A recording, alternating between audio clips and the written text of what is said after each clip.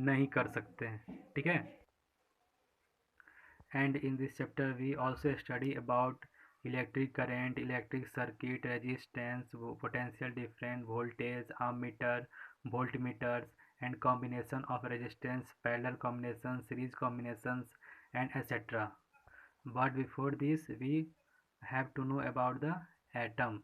Okay, now the second point is the characteristic property of an atom. Atom का कुछ characteristic property है कि atom का behaviour क्या होता है, एटम कैसा मतलब दिखता है, उसका स्ट्रक्चर क्या होता है, और वो क्या क्या कंसिस्ट करता है, ठीक है। तो एटम कंसिस्ट ऑफ क्या है, प्रोटॉन, इलेक्ट्रॉन एंड न्यूट्रॉन। तो एटम्स के बाद क्या होगा, प्रोटॉन होगा, इलेक्ट्रॉन होगा, और क्या होगा, न्यूट्रॉन होगा। तो basically we all know that the basic structure of atom. Atom consist of nucleus in its centre. Centre पे क्या होता है, न्यूक्लियस होता है, इसमें क्या होगा, प्रोटॉन होगा और न्यूट्रॉन होगा। और क्या होता है, इसका एक ऑर्बिट होता है न्यूक्लियस के अराउंड में, उस पर जो इलेक्ट्रॉन है वो रिवॉल्व करते रहता है, ठीक है। तो सेंटर में क्या हो गया, न्यूक्लियस में क्या हो गया, प्रोटॉन हो गया और न्यूट्रॉन हो गया। तो प्रोटॉन क्या होता है, यहाँ देखिए, proton nucleus consist of positive charge, charge कल प्रोटॉन, मतलब न्यूक्लियस में क्या होगा, पॉजिटिव चार्ज होगा, उसको हम लोग क्या बोलेंगे, प्रोटॉन बोलेंगे, ठीक है। और फिर आता है न्यूट्रॉन, मतलब न्यूट्रॉन क्या होता है, न्यूट्रल पार्टिकल्स होता है हमारे न्यूक्लियस के अंदर, उसको हम लोग क्या बोलते हैं, न्यूट्रॉन बोलते हैं, ठीक है। और जो निगेटिवली चार्ज होता है उसको हम लोग क्या बोलते हैं, इलेक्ट्रॉन बोलते हैं। तो क्लियर है यहाँ से, the negative charge revolving around the nucleus in their orbit. तो जो इलेक्ट्रॉन हो गया, निगेटिव चार्ज हो गया, वो कहाँ होता है, अपने ऑर्बिट पे मोशन करते रहता है, इसको रिवॉल्व करते रहता है, किसके अराउंड में, न्यूक्लियस के अराउंड में, ठीक है।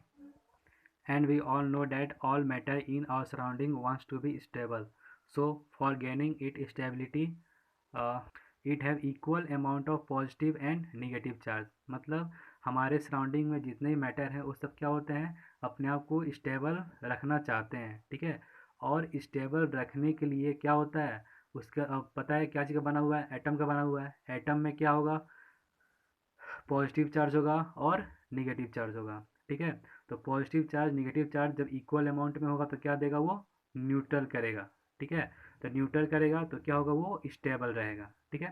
तो स्टेबिलिटी के लिए क्या चाहिए, equal amount of positive and negative charge. Therefore an atom is electrically neutral, इसलिए क्या होता है, जो एटम होता है वो क्या होता है, इलेक्ट्रिकली न्यूट्रल होता है। एंड जो न्यूट्रल पार्टिकल्स होता है उसको हम लोग क्या बोलते हैं, न्यूट्रॉन, ठीक है। तो if anybody ask you what is neutron, the neutrons are the neutral particles of an atom, ठीक है। और ये कहाँ पाया जाएगा, न्यूक्लियस में पाया जाएगा, ठीक है। And next is electric current and electric circuit. What is electric current and what is electric circuit, ठीक है।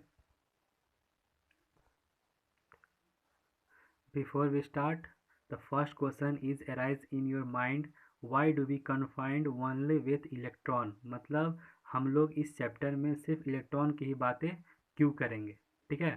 क्योंकि हमें पता है ये चीज़ कि एटम में क्या होता है, न्यूक्लियस होता है, न्यूक्लियस में क्या होगा, प्रोटॉन होगा, न्यूट्रॉन होगा। तो प्रोटॉन न्यूट्रॉन जो होता है वो क्या होता है, फिक्स होता है, मतलब वो मोशन नहीं करता है। तो मोशन क्या करता है, इलेक्ट्रॉन करता है। तो इलेक्ट्रॉन को मोशन करने के कारण हम लोग क्या करते हैं, यहाँ पे सिर्फ इलेक्ट्रॉन के बारे में ही बात करते हैं, ठीक है। So your answer is because proton are confined with nucleus.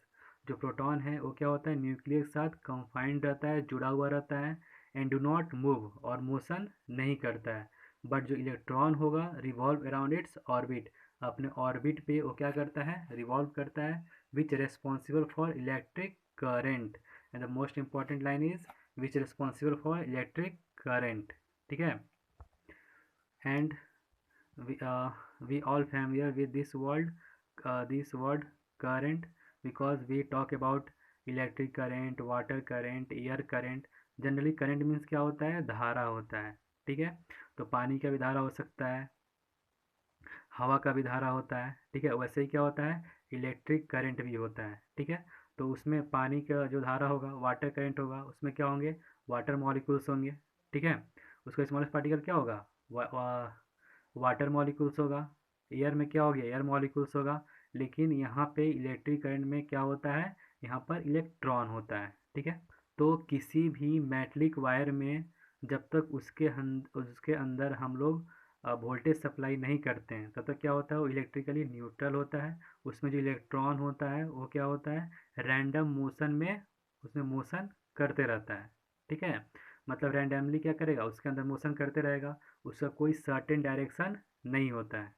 तो मतलब क्या हुआ कि अगर कोई भी इलेक्ट्रिक वायर है, उसमें क्या होगा, जो इलेक्ट्रॉन है वो क्या करेगा, रैंडम मोशन में मूव कर रहा है।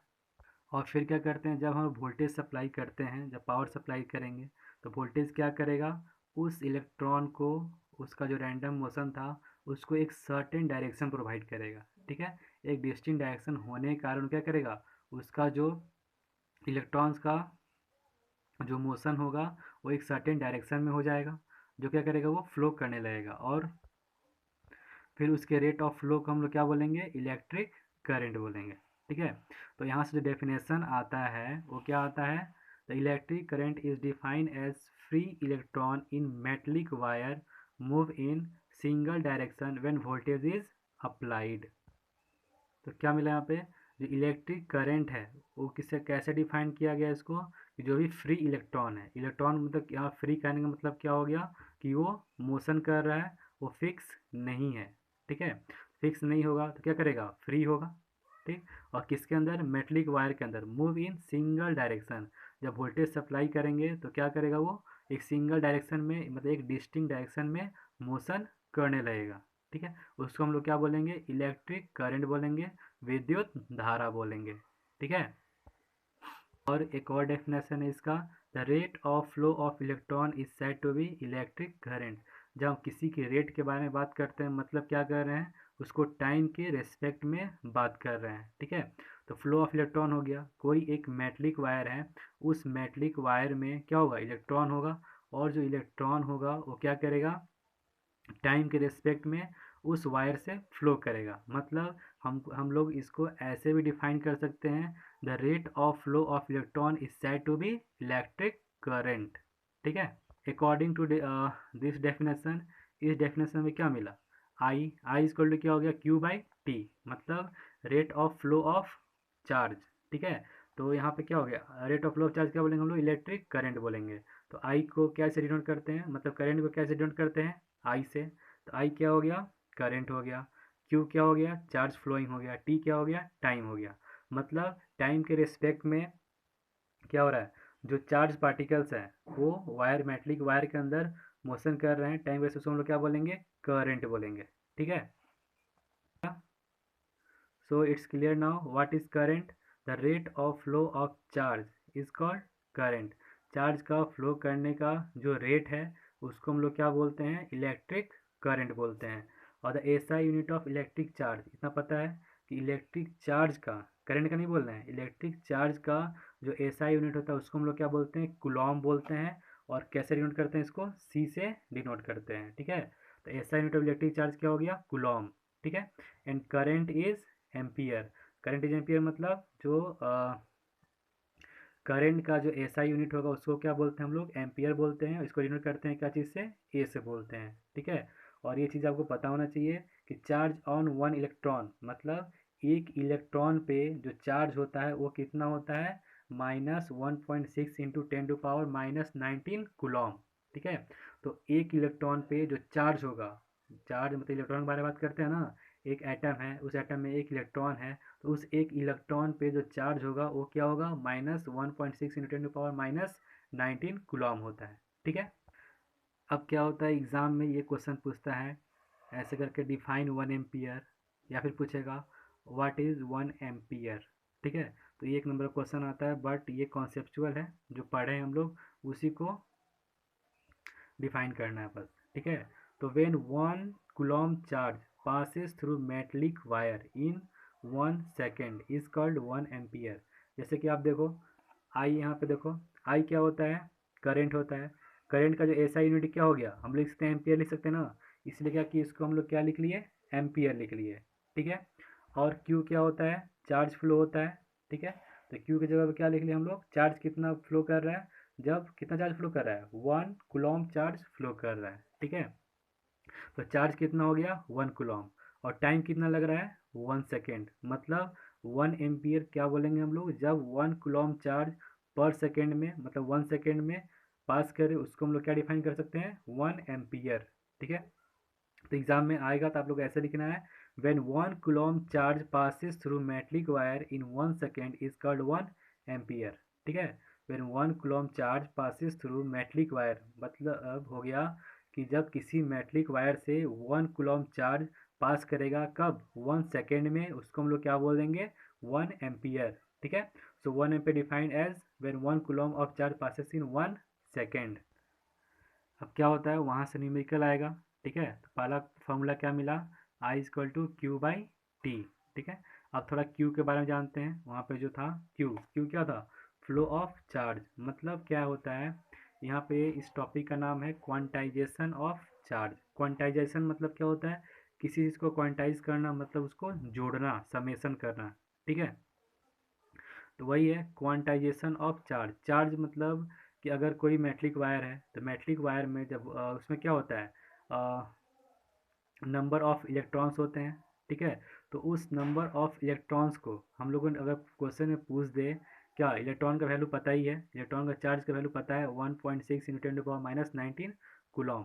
ठीक है। और टाइम दे देगा, फिर करंट दे देगा, और पूछेगा कि ये करंट फ्लो कर रहा है, तो इस वायर के अंदर से, मतलब इस मेटलिक वायर के अंदर से कितना ये इलेक्ट्रॉन फ्लो हुआ है, कितना नंबर ऑफ इलेक्ट्रॉन फ्लो हुआ है। ठीक है। तो कैसे निकालते हैं, उसको निकालते हैं हम लोग क्वांटाइजेशन ऑफ चार्ज के प्रॉपर्टी से। मतलब अगर जितने भी चार्ज उसके अंदर से फ्लो हुए हैं, उसको हम लोग सबको जोड़ देते हैं। ठीक है। जैसे Q1 Q2 है ना, तो क्यू, मानो कि पहला चार्ज क्या था Q1 था, दूसरा चार्ज क्या हो गया Q2 हो गया, तीसरा क्या होगा Q3 हो गया। ऐसे करते करते कितने हो गए, एन नंबर ऑफ चार्ज हो गए। ठीक है। तो उस n number of charge, total charge को क्या से डिनोट करते हैं हम लोग Q से। तो Q क्या हो गया, टोटल चार्ज फ्लो। मतलब किसी मेटलिक वायर के अंदर जो टोटल चार्ज फ्लो हुआ है, उसको हम लोग क्या बोलते हैं, Q बोलते हैं। ठीक है। और N क्या हो गया, नंबर ऑफ इलेक्ट्रॉन हो गया। जैसे बोला था ना कि Q1 हो गया, Q2 हो गया, Q3 हो गया, ऐसे करते करते कितने हैं, N तक हैं। ठीक है। और सभी क्या है, इलेक्ट्रॉन है। तो Q1 भी क्या हो गया, E हो गया, Q2 भी क्या हो गया, E हो गया। यानी कितने टाइम्स तक है, N टाइम्स तक। ठीक है। इसे हम लोग क्या से डिनोट करते हैं, NE से बोलते हैं। ठीक है। तो यहाँ से जो बेसिक मिला Q का फॉर्मूला, वो क्या मिला, Q is equal to N into E। ठीक है। जहाँ पे Q क्या हो गया, टोटल चार्ज फ्लो। इस मेटलिक वायर के अंदर से जो टोटल चार्ज फ्लो हो गया, वो क्या हो गया, Q हो गया। E क्या हो गया, वैल्यू ऑफ इलेक्ट्रॉन चार्ज। मतलब इलेक्ट्रॉन जो था, उस चार्ज का वैल्यू होता है, पता ही है, 1.6 इंटू 10⁻⁻19 कूलॉम। ठीक है।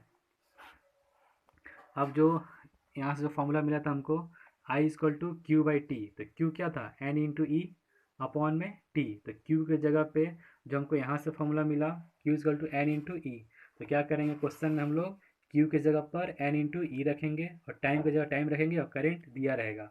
यहाँ से हमको ई का वैल्यू पता है, अगर करेंट दे दे और टाइम दे दे, तो क्या करते हैं हम लोग यहाँ से नंबर ऑफ इलेक्ट्रॉन, मतलब कितना फ्लो हुआ है, वो निकाल सकते हैं। ठीक है। तो question will ask like that, the number of charge passes through a metallic wire when some amount of current and time is given. Okay.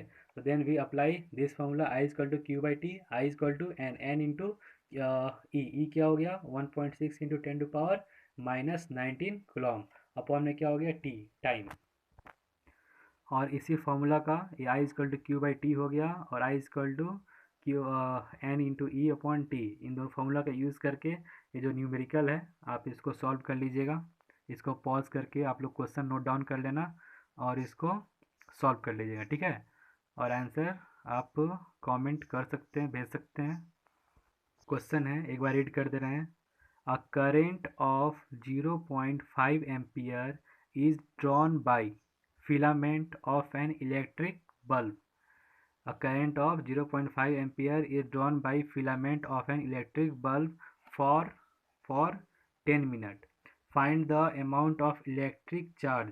निकालना क्या है, find the amount of electric charge that flows through the current. मतलब amount of electric charge निकालना है, यानी N निकालना है, कितना एन मतलब कितना नंबर ऑफ इलेक्ट्रिक चार्ज पास हुआ है थ्रू द सर्किट, इस सर्किट से पास हुआ है, ठीक है। दूसरा क्वेश्चन है, इफ 500 कूलॉम ऑफ चार्ज, मतलब कितना, 500 Coulomb of charge flows through a wire, किसी वायर से अगर 1 मिनट में 500 कूलॉम चार्ज पास हो रहा है तो बताना है कि कितना इसका इलेक्ट्रिक करंट होगा, ठीक है। तो क्वेश्चन 2 दे दिए हैं, इसको आप लोग इसी फॉर्मूला को, इसी कॉन्सेप्ट को यूज़ करके बनाना है, ठीक है, और बनाकर आप लोग भेज सकते हो, ठीक। और कोई डाउट होगा तो पूछ भी लेना। और ये जो नोट्स है आप लोग भी अपने कॉपी में नोट्स बना लेना इसका।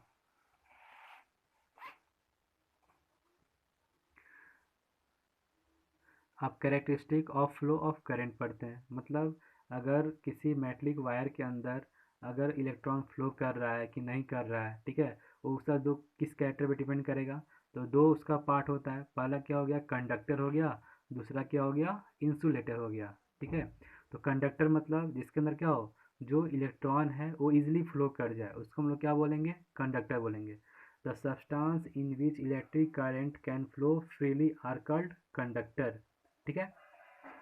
तो कंडक्टर मतलब क्या हो गया, ऐसा जो भी जितने मेटलिक वायर्स होते हैं अधिकतर वो क्या होते हैं, कंडक्टर होते हैं, ठीक है।